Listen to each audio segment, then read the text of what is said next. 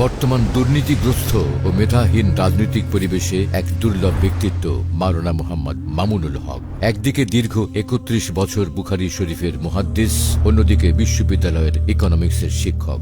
আধুনিক ও দ্বীনি শিক্ষার এমন শ্রেষ্ঠত্ব তাকে নিয়ে গেছে অনন্য উচ্চতায়। এই পাণ্ডিত্য ও সমৃদ্ধ পারিবারিক ঐতিহ্যই তাকে দান করেছে অদম্য সাহস এবং যে কাউকে মেধার লড়াইয়ে চ্যালেঞ্জ করার সক্ষমতা। জ্ঞান, রাজনৈতিক দক্ষতা ও আপোষহীন চারিত্রিক দৃঢ়তাই তাকে করে তুলেছে শোষকের আতঙ্ক এবং ইনসাফকামী মানুষের প্রিয় নেতা।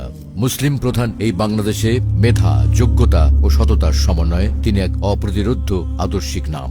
So let me take you back to 1973, যেখানে ঢাকায় এক অনন্য ইলমি ও বিপ্লবী ঐতিহ্যে জন্ম নেন মাওলানা মুহাম্মদ মামুনুল হক।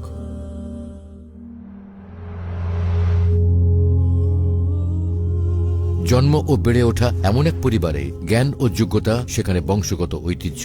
পিতা শাইখুল হাদিস আল্লামা আজিজুল হক রহমতুল্লাহি আলাইহি ছিলেন বিশ্ববরেণ্য মুহাদ্দিস, বুখারী শরীফের প্রথম বাংলা অনুবাদক এবং ঢাকা বিশ্ববিদ্যালয়ের ভিজিটিং প্রফেসর।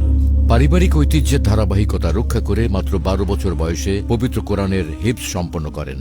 এরপর ৭ মসজিদ সংলগ্ন জামিয়া রহমানিয়া থেকে বেফাক বোর্ডের অধীনে সারা বাংলাদেশে উচ্চ মাধ্যমিকে প্রথম, স্নাতকে তৃতীয় এবং ১৯৯৬ সালে দাওরায়ে হাদিসে সম্মিলিত মেধা তালিকায় প্রথম স্থান অধিকার করেন। তার শিক্ষার যাত্রা শুধু মাদ্রাসাতেই থেমে থাকেননি। মাদ্রাসার শিক্ষার পাশাপাশি প্রাইভেট ইউনিভার্সিটি থেকেও অর্থনীতিতে অনার্স ও মাস্টার্স সম্পন্ন করেন। আন্তর্জাতিক উচ্চ শিক্ষায় প্রায়োগিক আধুনিক অর্থনীতির পাঠ গ্রহণ করেছেন বিশ্ববিখ্যাত অর্থনীতিবিদ মুফতি তাকি উসমানীর কাছ থেকে। লেখাপড়ার পাঠ চুকিয়ে কর্মজীবনেও রেখেছেন বহুমুখী দক্ষতার প্রমাণ। একদিকে দীর্ঘ ৩১ বছর জামিয়া রহমানিয়া আরাবিয়া সহ বিভিন্ন প্রতিষ্ঠানে হাদিসের সর্বোচ্চ কিতাব বুখারী শরীফের অধ্যাপনা করেছেন। অন্যদিকে প্রাইভেট ইউনিভার্সিটিতেও অধ্যাপনা করেছেন দীর্ঘদিন।